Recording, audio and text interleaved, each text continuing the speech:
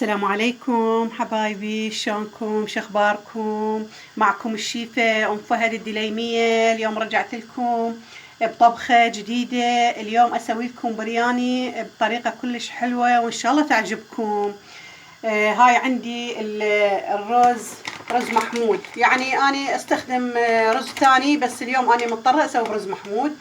عندي هاي الشعرية، عندي بطاطا، عندي جزر، عندي بزالة، عندي كشمش، عندي فستق. هاي المحتويات مالتي البرياني.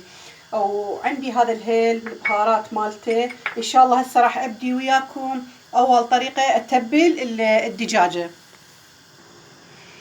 وهاي الدجاجة اول شي اذب عليها الملح حتى شوية الدجاجة يتدخل بيها الملوحة مالتها. هي اهم شي تنظفيها وترتبيها حتى يبين انه الدجاج شكله حلو.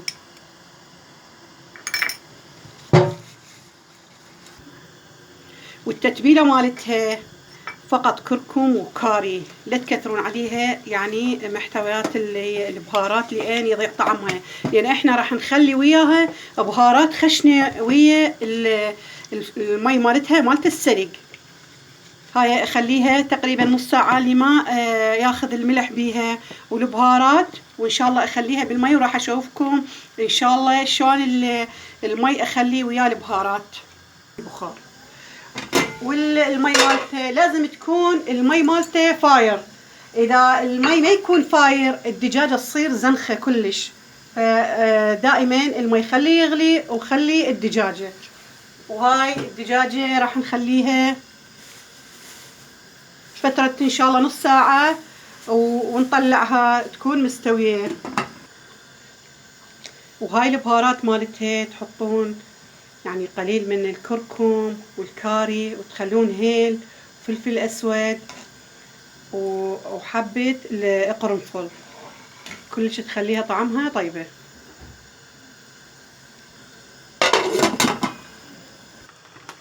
وهذا الرز مثلا تخلين نص كيلو رز، تخلين مقابيله نص كيلو من هاي الشعرية.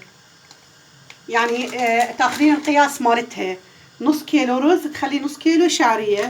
وهاي راح ان شاء الله انقعه في 5 دقائق واخليه على المي الفاير. هذا نص الكيس الرز، وهذا الرز راح اخليه هنا. هاي خليت الملح على المي الحار.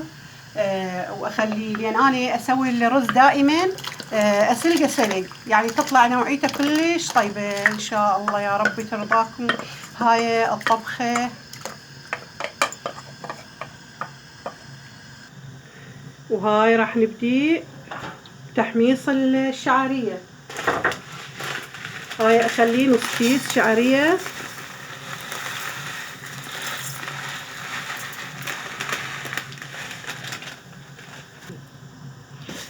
وهاي تبقي تحركين بيها حتى تنطي كلها لون واحد، لان من تخليها راح تصير لونين، لون اسمر ولون يبقى مثل ما هو يعني ما محمص.